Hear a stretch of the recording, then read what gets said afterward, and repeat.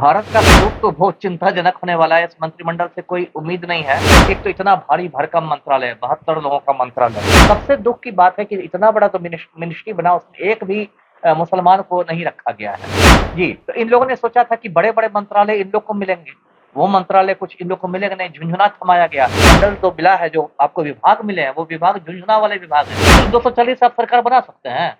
तब तो विजय सिन्हा को फिर से स्कूल जाने की जरूरत है। सम्राट चौधरी कहते थे, तब विपक्ष के नेता थे कि मैं अपने खर्चे पर नीतीश का दिमागी इलाज कराऊंगा। बताइए, इन लोग की बात का कोई मतलब महत्व है? कौन करता हूँ आपके चैनल पर, जो मेरी राजनीतिक समय है, मुझे लगता है पलटू राम इस सरकार को छोड़ने का कुछ कल देश भर में नए मंत्रिमंडल का गठन हुआ है, नई कैबिनेट मंत्रालय मिली है, नए नए लोग हैं, पुराने भी उनमें शामिल हैं, जिसके बाद ये चर्चा चली कि अब जो बिहार और जो भारत का विकास है वो ज्यादा होगा। इस सब विषयों पर बात करने के लिए हमारे साथ एक्स IPS ऑफिसर अमिताभ दास है। सबसे पहले सर बहुत बहुत स्वागत है आपका। धन्यवाद आपको। सर सबसे पहला सवाल ये है कि जो नए मंत्रिमंडल का कल गठन हुआ है उसके बाद भारत का स्वरूप कैसा होगा? भारत का स्वरूप तो बहुत चिंताजनक होने वाला है। इस मंत्रिमंडल से कोई उम्मीद नहीं है। देखिए, संस्कृत में कहते हैं कि प्रथम ग्रासे मक्षिका पाता, है ना, पहले ही कौर में मक्खी गिर गई। तो इस जो मंत्रिमंडल का जो आगाज हुआ है, शुरुआत हुआ है, वही एक अच्छा से नहीं हुआ है। अब मैं बताता हूँ, जो एक तो इतना भारी भरकम मंत्रालय, 72 लोगों का मंत्रालय। उसके बाद देखिए, उसमें एक मंत्री बनाए गए, केरल से पहली बार भाजपा सांसद चुनाव कराए हैं, सुरेश गोपी। वो मलयालम फिल्मों में काम करते हैं। बिल्कुल। अब शपथ के बाद वो कह रहे हैं कि नहीं नहीं, अब तो मैं छोड़ दूंगा, मुझे तो कुछ फिल्मों में काम करना। तो ये बात तो आपको शपथ के पहले ना याद रखनी चाहिए थी। शपथ के बाद अचानक याद आया। तो अब एक सुरेश गोपी जी का एक चौंकाने वाला बयान आया है। उसके बाद देखिए, एनसीपी का जो अजित पवार गुट है, उसके एक सांसद चुनाए हैं, प्रफुल्ल पटेल। प्रफुल्ल पटेल को राष्ट्रपति भवन से फोन गया कि भाई आइए, आपको राज्य मंत्री का शपथ लेना है। अब वो गाल फुला के बैठ गए। वो कहते हैं कि यूपीए सरकार में मैं कैबिनेट मंत्री था, कैबिनेट स्तर का मंत्री था। कैबिनेट स्तर के मंत्री बनाइए, नहीं तो मैं भी रिजाइन करूंगा। रिजाइन क्या, वो शपथ बिल्कुल, शपथ के लिए नहीं आए, बिल्कुल। है ना। उन्होंने कहा कि तो मेरा डिमोशन हो गया, पदान्नति हो गई, जी। है ना, कि आप कैबिनेट में मैं रह चुका। अब तो वो अलग गाल फुला के निकल गए। ठीक है, इस बार तो देखिए एनडीए की सरकार है, और ये जो दो बड़ी-बड़ी बैसाखियां हैं, चंद्रबाबू नायडू और नीतीश जी, हम कुमार। उस पर भी आएंगे। हाँ, जी, तो इन लोगों ने सोचा था कि बड़े-बड़े मंत्रालय इन लोग को मिलेंगे। वो मंत्रालय कुछ इन लोग को मिलेगा नहीं, झुनझुना थमाया गया। सबसे दुख की बात है कि इतना बड़ा तो मिनिस्ट्री बना, उसमें एक भी मुसलमान को नहीं रखा गया है, जो एक बहुत गलत संदेश देता है। इस देश में 20 करोड़ मुसलमान है, सबसे बड़ा अल्पसंख्यक समुदाय मुसलमानों का है। देश धर्मनिरपेक्ष है, सबको लगना चाहिए कि देश उनका है। एक भी मुसलमान को नहीं रख के एक बहुत गलत संदेश मोदी ने दिया है। जी। एक तरफ जहां जिस प्रकार शपथ ग्रहण से पहले बात चल रही थी कि किंग मेकर की भूमिका में एक तरफ नीतीश कुमार होंगे और दूसरी तरफ चंद्रबाबू नायडू होंगे। जी। लेकिन जैसे ही शपथ ग्रहण मुकम्मल हो गया, जैसे ही कैबिनेट का विस्तार हो गया, जी। उसके ठीक बाद बिहार के उप मुख्यमंत्री विजय कुमार सिन्हा ये बयान देते हैं कि कोई किंग मेकर की भूमिका में नहीं। इससे क्या समझा जाए? नीतीश कुमार की जितनी ताकत, जितनी क्षमता थी, वो सारा एक झटके में खत्म हो गया, या फिर से ये कहा जाए कि नीतीश कुमार फिर से कोई बड़ा खेल करेंगे जिससे लोग चौंके? देखिए, विजय सिन्हा का तो ये बड़बोलापन है। किंग मेकर तो है ही लोग। सब जानते हैं कि 240 पर ही भाजपा अटक गई। 272 आपको मिनिमम चाहिए वो बहुमत के लगातार लिए। इस बात का बयान दे रहे हैं कि 240 जो 240 का जो आंकड़ा है वो बहुत बड़ा है। आप उस आंकड़े को नहीं, लेकिन 240 के सिर्फ 240 आप सरकार बना सकते हैं।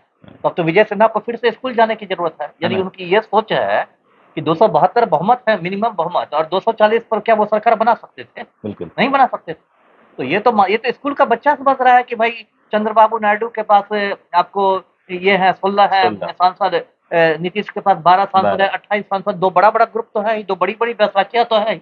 बाकी घटकों का कह सकते हैं कि जीतन राम मांझी के पास एक ही है, या किसी के पास एक ही है, अजित पवार की पार्टी में एक-एक करके, असम गण परिषद में एक ही है। लेकिन ये दो बड़े मतलब गुट हैं। नीतीश कुमार ने किंग मेकर की भूमिका निभाई जी। ना, उन्हें गृह मंत्रालय मिला, ना रेल मंत्रालय, ना वित्त मंत्रालय, और ना ही स्पीकर का पद मिला। इस बार इसे कैसे समझा जाए? इसको तो आप यही कह सकते हैं कि पलटू राम को बहुत मतलब बेआबरू करके कुछ से निकाला गया है ना। जहां तक सत्ता के गलियारों में चर्चा थी कि 3 ये लोग सीट मांग रहे थे, कह रहे थे कि मतलब 4 सांसद पर 1 मिनिस्टर, मतलब 12 सांसद हमारे बने हैं तो 3 मंत्री। 3 मंत्रियों के नाम चल रहे थे कैबिनेट मंत्रालय में, एक संजय झा और एक ललन सिंह, और राज्य मंत्री में रामनाथ ठाकुर।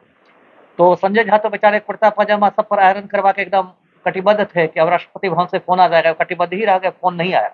तो निराशा तो कहीं न कहीं हुई और सबसे बड़ी बात जो मंत्रिमंडल जो मिला है, जो आपको विभाग मिले हैं, वो विभाग झुंझुना वाले विभाग हैं, जो भारी भरकम मंत्रालय माने जाते हैं। जैसे 4 मंत्रालय सबसे भारी भरकम माने जाते हैं, गृह मंत्रालय, रक्षा मंत्रालय, विदेश मंत्रालय, वित्त मंत्रालय। तो जी। ये तो आपको मिला नहीं।